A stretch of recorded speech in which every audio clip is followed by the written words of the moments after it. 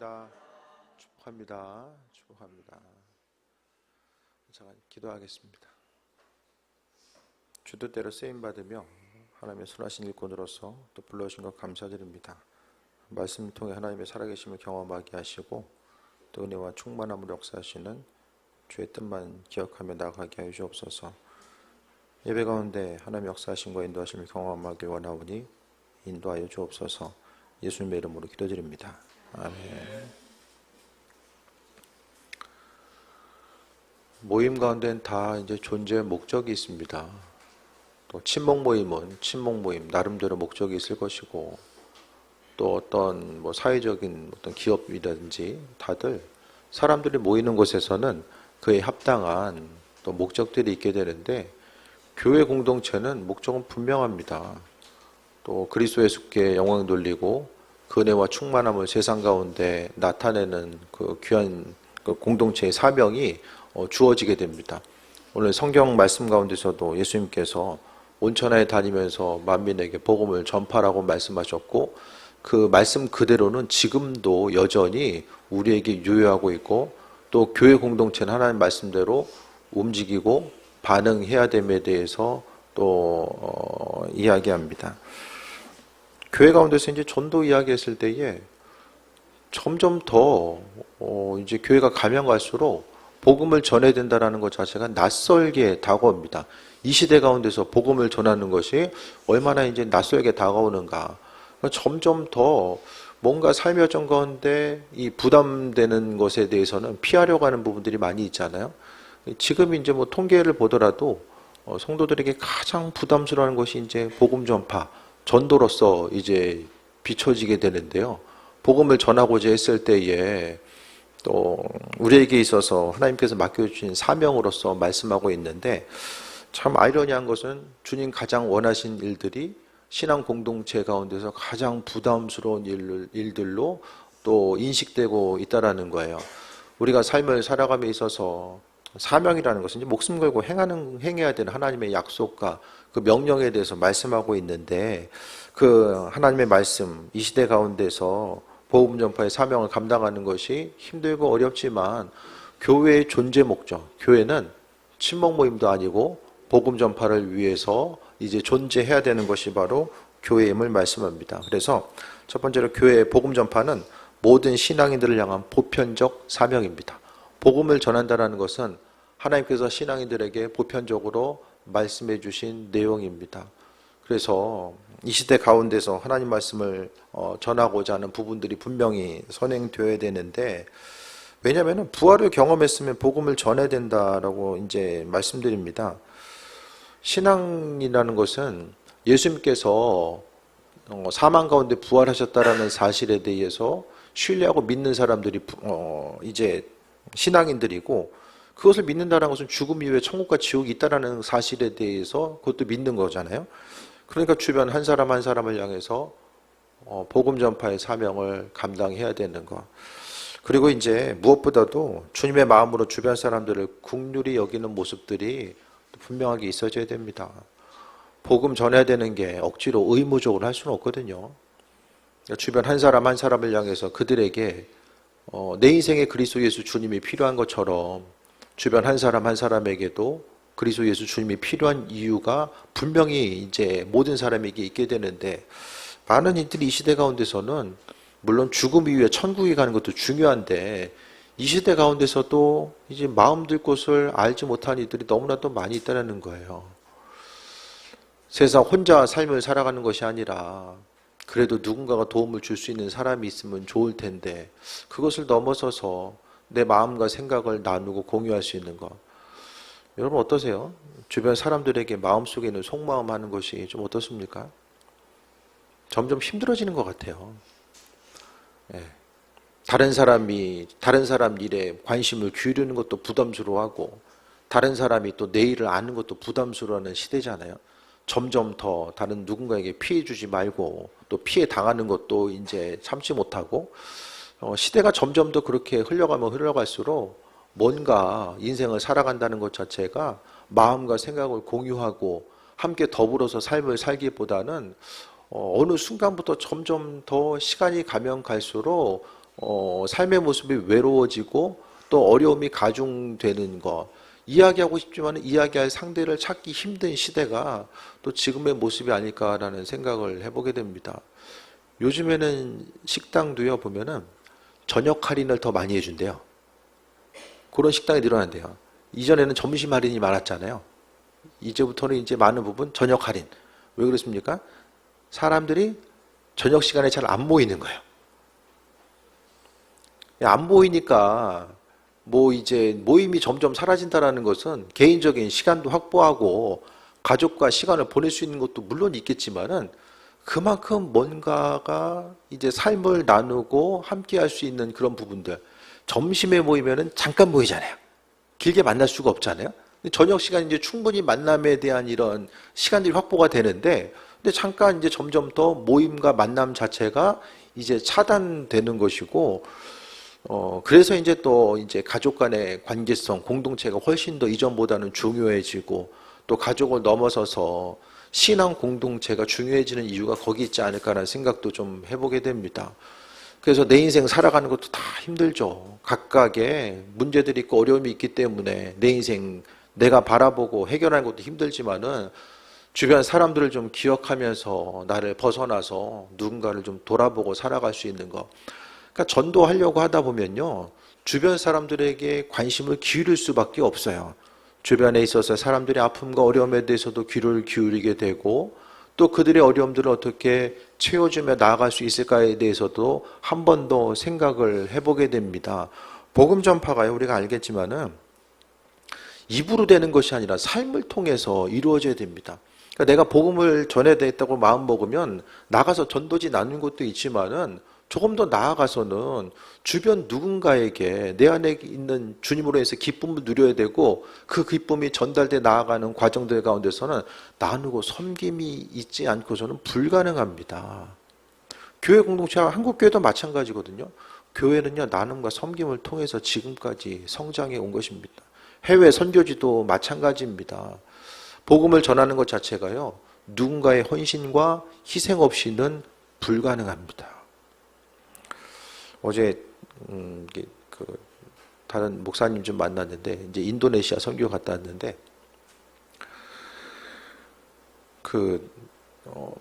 선교사님들이 선교지에 있는 것이 힘든 그 비용 자체가 만만치 않더라는 거예요. 왜냐하면 예를 들어서 인도네시아 가면 인도네시아 현지인들처럼 먹고 살고 입고 살면 이제 지내면은 큰 돈 들어갈 게 없어요. 근데 평생을 이제 성인 될 때까지 우리나라에 살다가 낯선 곳에 사서 현지인처럼 사는 것 자체가, 물론 그렇게 사역하신 분도 있거든요. 예. 구체적으로 아프리카에 가서 현지인들처럼 먹고 살면서 이렇게 사역하신 분들도 이 시대는 없진 않아요. 하지만 그렇게 사역하는 것이 이제 힘들 수밖에 없는 거죠. 그래서 점점 더 선교지를 향해서 이제 물질을 흘려보내고 그 안에서 사역하는 부분들이 점점 제약이 될 수밖에 없는 그런 이야기들을 좀 나눴었는데요. 근데 이제 교회 역사들을 이제 공부하면서 보다 보니까 우리나라에 오셨던 선교사님들도 그렇지 않은 분도 있었지만 많은 분들이 옷도 한복으로 입고 우리나라 조상들 먹고 살 때처럼 그렇게 동일하게 입고 먹고 살다가 병에 들고 영양실조로 돌아가신 분도 계시고, 그러니까 복음을 전한다는 것 자체가 누군가의 헌신과 희생, 또 주변 사람들을 긍휼히 여기는 마음, 주님께서 이 땅에 오셔서 주변 한 사람 한 사람을 긍휼히 여기셨던 것처럼 우리들도 주변을 향해서 뭐 힘들면 주변에 누군가가 도와주겠지, 뭐 아프면 병원 가면 되겠지, 그냥 그렇게 생각하고 넘어갈 것이 아니라 이 땅 가운데 우리가 존재하는 이유 자체는 말씀대로 살아가는 것도 마찬가지고요. 누군가에게 주님의 사랑을 흘려보낼 수 있는 그 귀한 사명을 우리에게 맡겨주셨으니까, 그러니까 삶의 헌신과 수고 없이는 복음은 전파될 수가 없습니다. 누군가의 헌신과 희생만큼 주의 말씀과 복음은 전파될 수밖에 없는 거예요. 그래서 누군가를 위해서, 전도 대상자를 위해서 기도하고, 또 기도하는 것에서 끝나는 것이 아니라 정말 사랑으로 관심을 기울여주고 또 섬기고자 했을 때의 복음 전파 역사들도 나타납니다. 그것이 아니라 전도할 마음은 있는데 뭔가 몸을 움직이기에 불편함이 있다라고 한다면 복음은 절대로 전파될 수가 없어요. 그래서 누군가의 헌신과 희생 때문에 우리가 믿음을 갖게 된 것처럼 그 사랑과 헌신을 주변 누군가에게 흘려보내야 됨을 말씀합니다. 그래서 무엇보다도 주변 사람들에게 관심을 기울이기 위해서는 마음에 여유가 있어야 되거든요. 그 마음의 여유는요, 뭐 가진 것이 많아서, 누릴 수 있는 것이 많아서 갖게 되는 여유가 아니라 주님께서 내 안에 공급해 주시는 그 사랑과 은혜, 기쁨과 감사의 모습이 있을 때만이 다른 누군가를 향해서도 헌신하고 섬기고 나아갈 수 있는 거죠. 그게 아니면 날마다 쫓기는 삶을 살아가게 됩니다. 세상 환경 가운데 맞춰서 살다 보면 계속해서 이래 쫓기고 저래 쫓기고 내 마음에 여유도 없고 또 복음을 전할 수도 없습니다. 복음 전파는 앞서 말씀드렸던 것처럼 모든 신앙인들 향한 보편적인 사명입니다. 그래서 15절에 보면 또 이르시되 너희는 온 천하에 다니며 만민에게 복음을 전파하라. 복음의 대상은 온 천하이고 만민입니다. 예전이나 지금이나 이 사명은 주님 오실 때까지 계속 이어질 수밖에 없습니다. 그래서 무엇보다도 전도하는 것이 그냥 교회에서 하라고 하니까 그냥 복음을 전하라고 성경 이야기하니까 그게 아니라 주변 사람들을 긍휼히 여기는 마음, 주변 누군가를 향해서 관심을 기울이고 정말 주님의 사랑으로서 주변을 바라보고자 하는 그 아버지의 마음이 없으면 복음은 전파될 수가 없습니다. 예수님 없이 복음 전파 없이 이루어지는 교회는 친교단체입니다. 친교단체. 궁극적으로 교회의 사명을 잃어버렸기 때문에 친교 모임 이상은 될 수가 없다라는 거예요. 복음을 전해야 된 이유를 또 말씀드리면 오직 복음으로만 구원을 받습니다. 복음이 뭐죠? 예수님이 십자가에 달리시고 또 부활하신 것, 그것 자체가 복음. 그러니까 복음이 쉽게 복된 소식이라, 영어로는 이제 굿뉴스, 복된 소식이라고 이야기하잖아요. 그러니까 예수님의 십자가 사건과 부활하심이 우리에게 복된 사건이고 오직 복음을 통해서만 구원받는다. 그 복음을 믿는 사람들에게만 하나님께서 주신다라는 거예요. 근데 알지 못하면 전할 수가 없잖아요. 그래서 우리는요, 인생에 있어서 마지막 때가 있음을 겸손하게 기억하고 복음을 전해야 됩니다. 복음 전하기 위해서는 먼저 있어야 될 것은 내가 그 복음을 통해서 무엇을 누리고 있는가. 내가 예수 믿어서 좋은 게 없는데 누구에게 뭘 전할 수 있습니까? 당장 지금 믿지 않은 사람들은요, 죽어서 천국 가는 거 별로 중요하지 않아요. 당장 내일 죽는 게 아니거든요. 그러니까 세상 보여지는 문제들이 더 중요하지, 뭐 죽음 이후에 천국이 별로 이렇게 그들에게 중요하지 않아요. 천국이 중요해진 때는 언제입니까? 현실이 정말로 힘들고 어려울 때, 살 소망이 없을 때, 그때는 이제 내세에 대한 신앙 자체가 더욱더 발전할 수밖에 없는데, 이 시대 가운데서도 많은 부분 그냥 세상 가운데 평안함을 누린 이들은 잘 발견할 수가 없거든요. 우리가 무엇보다도 예수님을 왜 믿어야 되는가, 또 그분을 믿었을 때 우리가 누릴 수 있는 은혜가 무엇인지를 우리 스스로가 증명해야 됩니다. 오늘 하루 기쁘세요? 네? 기쁘십니까? 예배는 기쁨으로 드려야 되잖아요. 주님 앞에 다 와서 날마다 기쁨으로 예배드리면 정말 은혜 가운데 또 소망도 넘치는데, 삶의 모습이 날마다 기쁠 수는 없잖아요. 오늘은 기쁨이 있으니까 예배드리고, 오늘 좀 기쁨이 없으니까 좀 한 주 쉬고, 이건 아니잖아요. 어려운 일이 있어도 주님 의지하고 그 안에서 기쁨을 발견하려고 하고 그 안에서의 평강함을 누리는 것. 그러니까 성경 가운데서도요, 우리에게 항상 기뻐하고 즐거워하라고 말씀하고 있잖아요. 그 복음 때문에 우리가 하나님 허락하신 하신 은혜와 기쁨을 먼저 누려야 되는데, 내가 정말 그 종교 생활이 아니라 그냥 그 시간 되면 움직이고 왔다 갔다 하는 종교 생활이 아니라 주님과의 온전한 깊은 관계성 가운데서 아버지께서 허락하신 은혜와 충만함을 누리고 기쁨을 누리는 그 기쁨. 그 세상에 풍파가 있다라고 할지라도 창조주 하나님께서 모든 일을 주관하신다라는 그 은혜와 기쁨이 내 안에 있어서 그 온전한 삶을 살아가는이 분명히 있어져야 되는데, 우리의 삶의 여정 가운데 그 기쁨을 우리가 누리고 있는가. 그래서 복음 전파도요, 내 안에 주님으로 인한 회복이 있고 은혜가 있고 충만함이 있고, 그렇기 때문에 주변 한 사람 한 사람이 또 경험하게 되는 그 어려움이 있을 때에 내 안에 회복과 기쁨을 나누는 것이 바로 복음 전파이고, 또 은혜와 충만함의 모습이죠. 주변 사람이 아파하고 있는데 이 약 쓰면은 정말 바로 치유가 돼요. 그럼 보면서 그 얘기 안 해주겠습니까? 네? 치유 방법이 있는데 그 얘기 안 해주겠어요? 그러니까 중요한 것은 먼저는 내 안의 심령의 회복, 기쁨과 소망함, 그런 모습. 그러니까 신앙인들에게 있어서는 내성이 있는 거죠. 주님 허락하신 은혜와 충만함이 있기 때문에. 그래서요, 교회에 있어서의 사명은 항상 외부로 확장돼 나아가야 됩니다. 이게 우리끼리 즐겁고 날마다 행복하고 이것은 교회 모습이 아니라는 거예요. 언젠가도 한번 말씀드렸잖아요. 그 지방에 이제 아는 목사님이 한 교회 부임해가지고 저기 인천에 있는 교회인데 남구 쪽에 있는 교회인데 교회가 이제 너무 부흥을 하니까 이제 장로님이 찾아오셔가지고 우리는 교회 부흥하는 거 별로 원하지 않는다. 외부에서 이제 오니까 교회가 좀 시끌시끌하잖아요. 그렇게 하다 보니까 이제 익숙했던 것들도 이제 변화들이 생기고 어쨌든 교회 공동체가 오래 이제 그들끼리 함께 하다 보면 외부에서 누가 오면 이제 불편해집니다. 이렇게 하다 보니까 이제 장로님이 와가지고 교회 부흥하는 거 원치 않는다고 하는데 그 목사님이 어떻게 있어요? 그런 교회 있을 수가 없어요.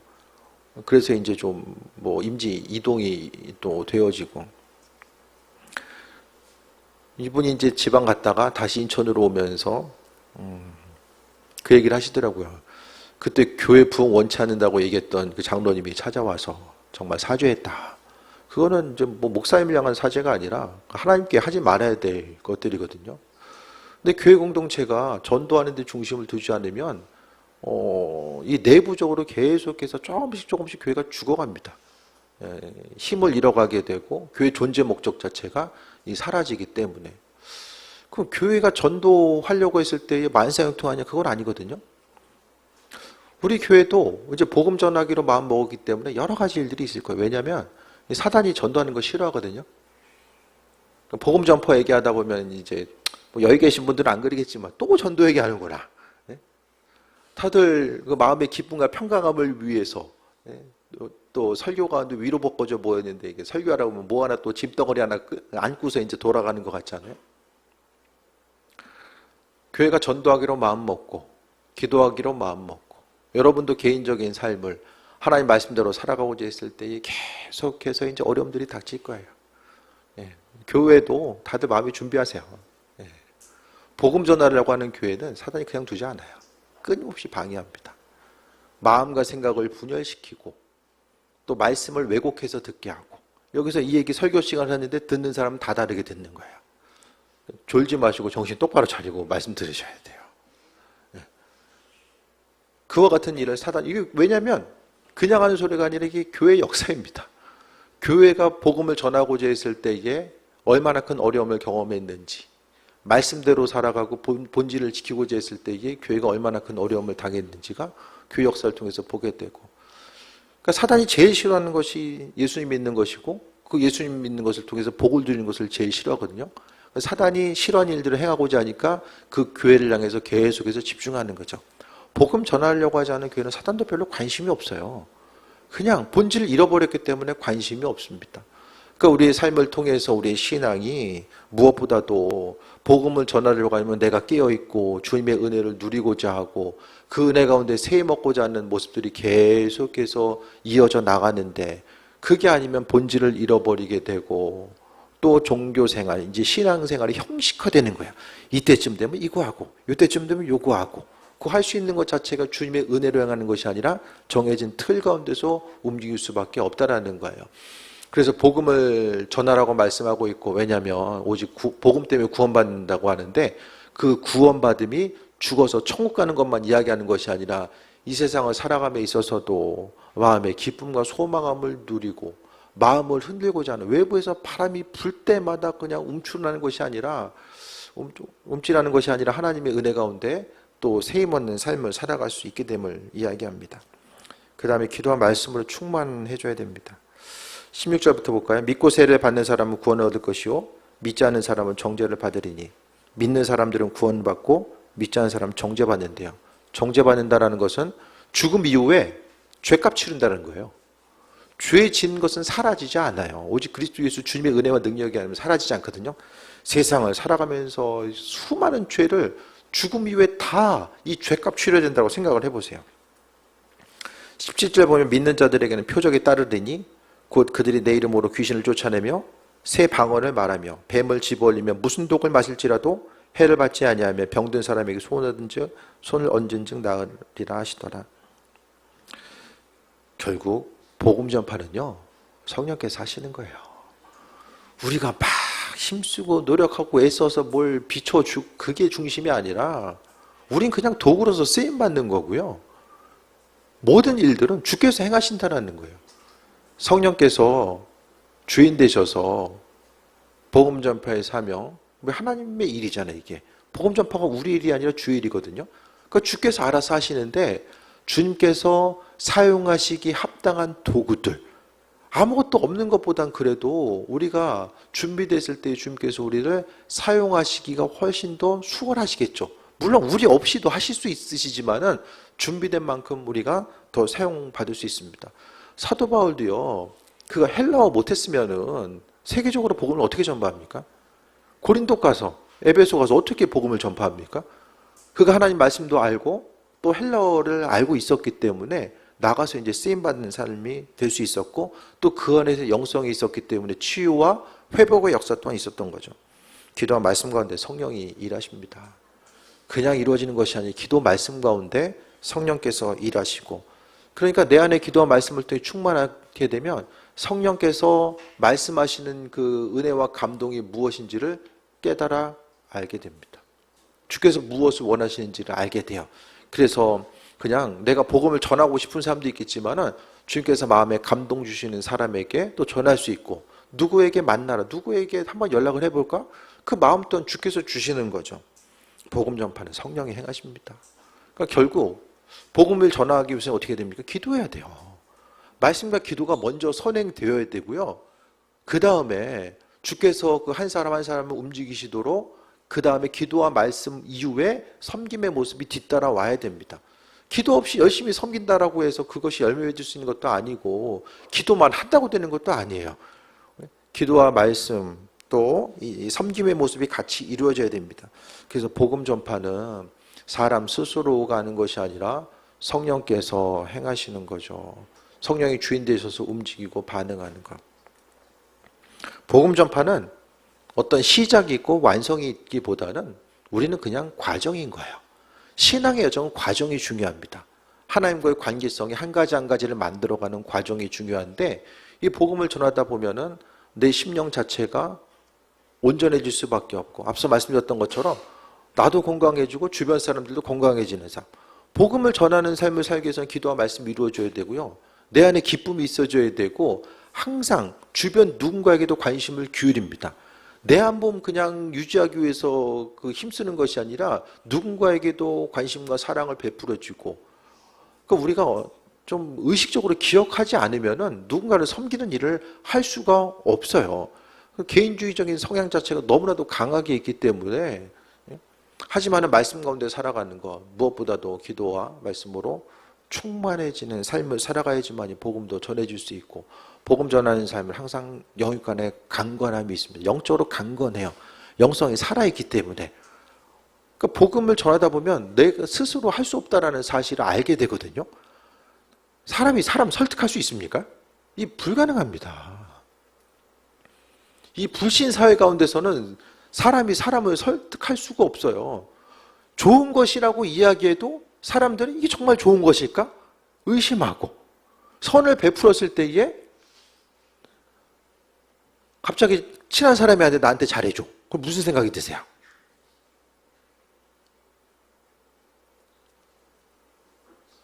의심하잖아요. 야, 이거 사기꾼 아닌가? 이 시대에 복음을 전한다는 것 자체가 얼마나 힘든 시기입니까? 근데 지금만 힘들었던 게 아니에요. 교회 역사를 보게 되면 훨씬 더 어려움의 때, 한국 교회가 이제 그 개신교가 들어오기 전에 카톨릭이 100년 먼저 들어오게 됩니다. 100년 일찍 카톨릭이 들어오면서 이제 박해가 있었잖아요. 그러니까 선교사님들을 향한 외국 사람에 대한 이 어떤 박해하는 거, 또 받아들이지 못한 부분이 있었고 그 안에서 복음이 전파되려는 이 순간순간마다 여러 가지 어려움들이 있었지만 그 섬김을 통해서 이루어지게 되고, 한국 교회의 그 초창기 출발점 토양 자체가 여러 가지가 힘들었던 것이 그 일제 수탈 기간 동안 있었기 때문에 사람들이 먹고 사는 문제 해결하기가 너무 힘들었고요.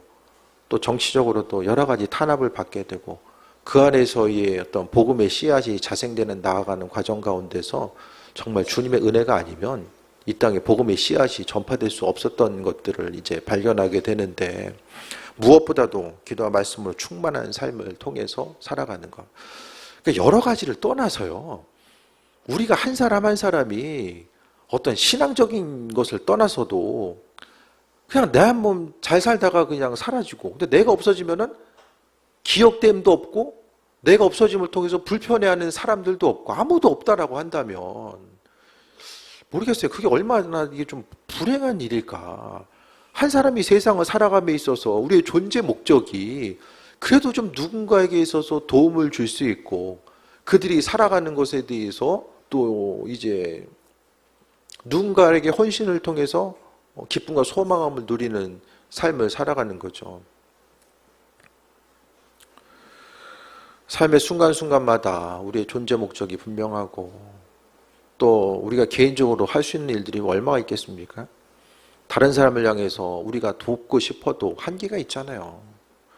그렇기 때문에 내가 할 수 없는 그 일들을 그리스도께서 행하시고 또 함께 하신다는 소망함 가지고 나아가는 것이고, 누군가에게 도움과 기쁨을 줄 수 있는 삶, 주님께서 나를 사용하셔서 하나님께서 사랑하신 한 사람 한 사람에게 다가가게 하시고 그 은혜와 충만함을 나타내고, 그 원동력 자체가 내가 아니라 내 안에 그리스도 예수께서 그 일들을 행하신다라는 기대함과 소망함 가지고 온전한 삶을 살아가는 것 자체를 또 말씀드립니다. 다른 누군가를 향해서 나누고 베푸는 삶을 통해서 기쁨을 얻는 것, 내가 나를 위해서 시간을 사용하고 물질을 사용하는 것, 남는 게 뭐가 있습니까? 시간 지나면 기억됨이 없습니다. 그러니까 누군가를 섬김을 통해서 기쁨을 얻는 것이 온전한 신앙생활의 신앙인의 모습이 되어야 되지 않을까. 그래서 다른 사람이 기쁨과 행복을 누림으로 인해서 나 역시도 기쁨을 누리고, 그것이 바로 복음 전파의 근본입니다. 내 안에 그리스도 예수 주님의 능력이 있어서 다른 누군가에게 사랑을 전파하고 나아가는 것. 그래서 믿지 않는 사람들도 인생의 기쁨과 행복을 나눔과 섬김을 통해서 얻으려고 합니다. 그 투자에 대해서 가장 유명한 사람이 이제 요즘에 워렌 버핏이잖아요. 그분이 뉴스 보니까 얼마 전에 5조 원 또 기부했다고 하더라고요. 5조를 기부하려면 돈이 얼마가 있어야 되는 거예요? 그러니까 많은 부분 기부하는 것이 뭐 누구는 뭐 세금 때문에 뭐 기부한다 뭐 이런 얘기도 하지만, 삶에 있어서 내 것을 나눔을 통해서 누리는 기쁨이 뭔지를 알기 때문에 그 기부도 하는 것이고, 또 봉사활동하는 것도 다 마찬가지고요. 그 참된 기쁨이 무엇인지를 아는 사람들이 그와 같은 삶을 살아가게 되고, 그 무엇보다도 신앙인들의 삶이 그리스도 예수 때문에 그 은혜를 누리고 있다라고 한다면 우리도 마찬가지로 그 사랑 가운데 좀 이 땅 가운데 하나님 말씀 전하는 것이 나도 기쁨이 있고 다른 누군가에게 또 하나님의 사랑을 전달함을 통해서 기쁨을 누리고 또 그들이 변화되어서 누군가에게 기쁨을 주고 또 나누고 섬기는 삶을 살아가는 것, 이것이 바로 복음의 선순환이고 우리가 주께 이 마지막 때에 존귀하게 쓰임받아야 되는 이유가 거기에 있음 또한 말씀드립니다. 다시 한번 말씀드립니다. 사명선언, 복음 전파는 모든 신앙인들을 향한 보편적인 사명이고요. 복음을 전해야 되는 것은 오직 복음으로만 구원받고 인생의 마지막 때가 있다라는 것, 그리고 기도와 말씀으로 충만해졌을 때 주께서 일하시고 함께 하십니다. 19절 다시 한번 보면, 주 예수께서 말씀을 마치신 후에 하늘로 올라가시사 하나님 우편에 앉으시고, 예수님은 하늘로 올라가셔서 하나님 우편에 앉아 계시고, 그 다음에 제자들의 반응이 나옵니다. 두루 다니면서 전파하고 주께서 함께 역사하사 주님께서 그들의 삶의 여정 가운데 함께 하셔서 그 따르는 표적으로 말씀을 확실히 증언하시니라. 그리스도 예수께서 살아계신 이유 자체, 치유와 능력과 회복이 필요하면 그 일들을 행하실 것이고 또 우리가 믿음으로 선포한 그 일들을 주께서 행할 것입니다. 성령께서 예전이나 지금이나 살아 역사하셔서 복음 전파의 사명을 감당할 수 있도록 은혜로 베풀어 주고 계심에 대해서 다시 한번 돌아보며 복음 전파에 대한 힘과 열정과 의지가 없다고 한다면 먼저 주님과의 관계성을 돌아보고 그분께서 허락하신 은혜 가운데 체험받고 하루하루의 삶이 헛되지 아니하고 존귀하게 쓰임받는 삶 되시기를 주의 이름으로 축원드립니다.